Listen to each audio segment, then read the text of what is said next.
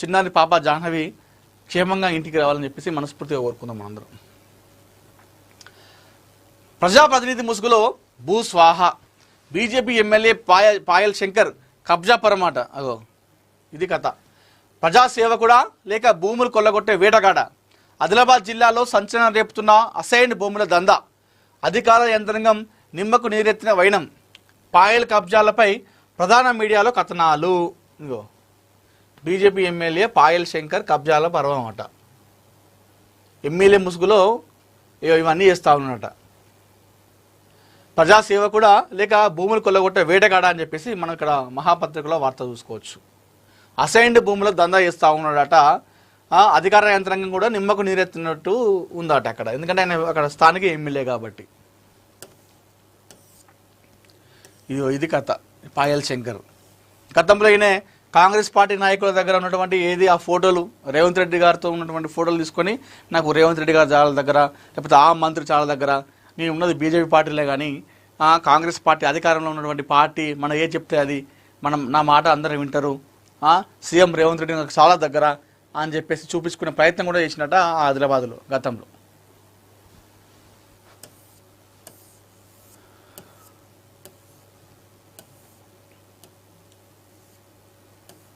సింగరేణికి మరో 2 బొగ్గు బ్లాకులు అని చెప్పేసి కూడా మనం వార్త చూసుకోవచ్చు. ఇక్కడ హస్తకళలకు పవన్ కళ్యాణ్ పెద్దపీట అని చెప్పేసి వార్త చూస్తూ ఉన్నాము. ఎకో టూరిజం, టెంపుల్ టూరిజం మాదిరిగానే హస్తకళల పర్యటనం అభివృద్ధి చేసి కళాకారుల నైపుణ్యాన్ని ప్రపంచానికి పరిచయం చేస్తామని రాష్ట్ర ఉప ముఖ్యమంత్రి పవన్ కళ్యాణ్ ప్రకటించారు. కళాకారుల సంక్షేమం, సాంప్రదాయ కళల పరీక్షణ, ఆధునిక మార్కెటింగ్, అంతర్జాతీయ ప్రచారం, ఆరోగ్య భద్రత, డిజిటల్ గుర్తింపు వంటి అంశాలను సమన్వయం చేస్తూ సమగ్ర కార్యాచరణ చేపడుతున్నట్లు వెల్లడించారు.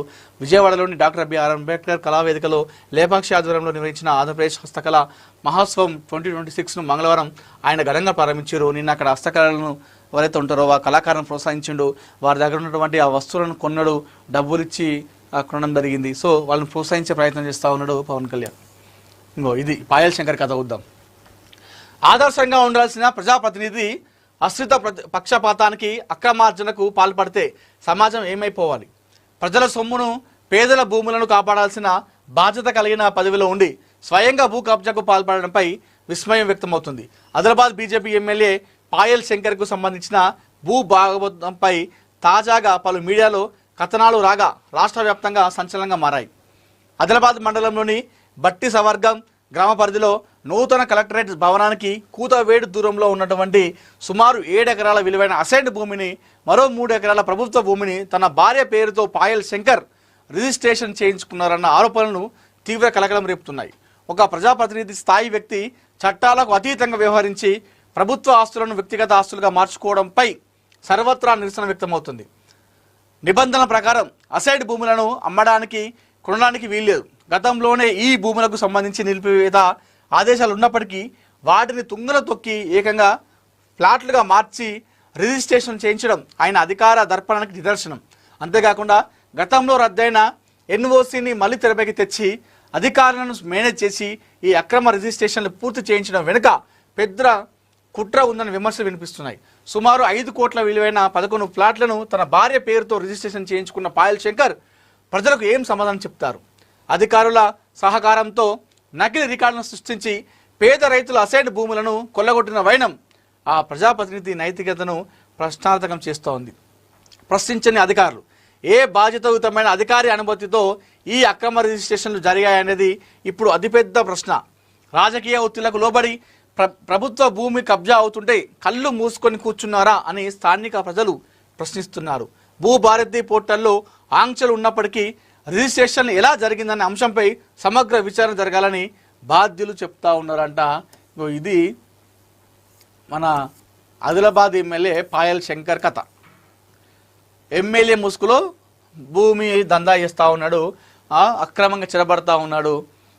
5 కోట్ల విలువైన, సుమారు కోట్ల విలువైనటువంటి అసైడ్ భూములను తన భార్య పేరు మీదకి రాచుతున్నాడట. ప్రభుత్వ భూములను చెరబడుతున్నాడంట. అక్కడ ఉన్నటువంటి అధికారులు కూడా నిమ్మకు నేరెత్తినట్టు వ్యవహరిస్తున్నారట. మరి ఏంది కథ? మరి ఇప్పుడు ఆయన ఎమ్మెల్యే కాబట్టి ఆయన మీద ఎలాంటి చర్యలు ఉండవా?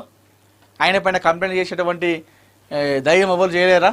ఇప్పుడు కొంతమంది మీడియా ఛానల్లో వస్తూ ఉన్నాయి ఈయన చేసినటువంటి అక్రమాలు, కథలు. పాయల్ శంకర్ కథ ఈయన గతంలో ఇందాక చెప్పినట్టుగా గతంలో ఈయన రేవంత్ రెడ్డి గారితో ఫోటోలు దిగిన ఆ ఫోటోలను బయట చూపెట్టి నాకు రేవంత్ రెడ్డి గారు బాగా దగ్గర, అంటే నేను ఉన్నది బీజేపీ పార్టీలో అయినా కూడా నాకు అధికార పార్టీలో మనకు చాలా బలం ఉన్నది, మనం ఏది చెప్తే అది, మనం చెప్పిన వాళ్ళకే ఇల్లులు వస్తాయి, మనం చెప్పిన వాళ్ళకే పథకాలు వస్తాయని చెప్పేసి అట్లా కూడా చెప్పుకునే ప్రయత్నం చేసినట్టు ఆదిలాబాద్లో మనోడు పాయల్ శంకర్.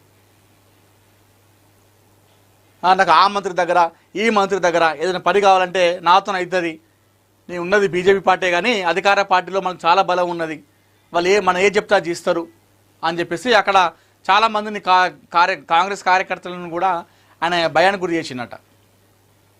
మరి ఇప్పుడు ఈయన కోట్ల విలువైనటువంటి అసైన్డ్ భూములను ప్రభుత్వ భూములను చెరబట్టిండు పాయల్ శంకర్. మరి ఈయన మీద ఇప్పుడు చర్యలు ఎవరు తీసుకుంటారు? చర్యలు ఖచ్చితంగా తీసుకోవాలి. అది పేదల భూములు, అవన్నీ కూడా పేదల భూములను చెరబట్టిండు. అంటే ఎమ్మెల్యే అయితే అడిగే దిక్కుండది, అడిగే నాదులో ఉండదని చెప్పేసి ఇష్టం వచ్చినట్టు ఇస్తారా? నేను ఎందుకున్నది అందుకేనా మిస్టర్ ఎమ్మెల్యే పాయల్ శంకర్, నిన్ను ఎందుకుంది అందుకేనా ప్రజలు? ఆదిలాబాద్లో నిన్ను ప్రజలు ఎందుకుంది అందుకేనా పాయల్ శంకర్, మిస్టర్ పాయల్ శంకర్ ఎందుకుంది అందుకేనా? అంటే నన్ను ఎందుకున్నది ఆదిలాబాద్లో కాన్స్టిట్యున్సీలో ఏవైతే భూములు ఉంటాయో దాన్ని అక్రమంగా చెరబట్టడానికే నన్ను ఎన్నుకున్నారు అని చెప్పేసి అనుకుంటున్నావు. మరి ప్రభుత్వ భూములను స్వాధీనం చేసుకోవడానికి, ప్రభుత్వ భూములను అక్రమంగా తీసుకోవడానికి గెలిపించారని చెప్పేసి అనుకుంటున్నావా? ఈ విధంగా ఇన్ని కోట్ల భూములను నువ్వు ఈ విధంగా చేసుకొని నెక్స్ట్ ఏ విధంగా వెళ్తావు ప్రజల్లోకి? ఓట్లు అడగడానికి ఏ విధంగా వెళ్తావు? అరే ఇంత దారుణమా, ఇంత దారుణమా? మరి బీజేపీలో ఇట్లాంటివి ఉండదు. నన్ను అడిగితే బీజేపీ పార్టీలో మామూలుగా వాళ్ళు ఏంటంటే వాళ్ళు ఒక సిద్ధాంతం ఉంటుంది, ఆ సిద్ధాంతం ప్రకారం వెళ్తారు. మరి ఈయన ఈ బీజేపీలో ఉండి ఇదేంది కథ? ఈ భూములను లాక్కోవడం ఏంది, అది కూడా ప్రభుత్వ భూములను తీసుకోవడం ఏంది, అసైన్డ్ భూములను తీసుకోవడం ఏంది, ఈ కథ ఏంది, ఈయన లెక్కేంది అసలు? మరి అధికారులు ఎందుకు చర్యలు తీసుకుంటలేరు? అధికారులు ఎందుకు దీనిపైన పట్టించుకుంటలేరు? పాయల్ శంకర్ పైన ఎలాంటి చర్యలు ఎందుకు తీసుకోవట్లేదు?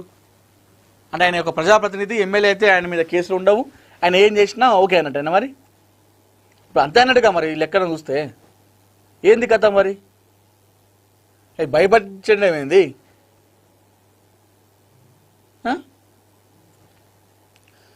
సో దీనిపైన ఏమైతే ఉన్నాయో అసైన్డ్ భూములు వాళ్ళ భార్య పీరియడ్ రాసుకున్నాడట. మరి అసైన్డ్ భూములు ప్రభుత్వ భూములు అయితే మొత్తం తీసుకున్నాడట. పలు ఛానల్లో కూడా ఈ వార్తలు వస్తూ ఉన్నాయి. దీనిపైన అధికారులు ఒకసారి సమీక్ష చేసి ఆయన పైన ఆ గుంజుకున్నటువంటి ఏదైతే భూములు ఉన్నాయో వాటిని తిరిగి మళ్ళీ ప్రభుత్వానికి ఇచ్చేసేయాలి. ప్రభుత్వ భూములు కావచ్చు, అసైన్డ్ భూములు కావచ్చు.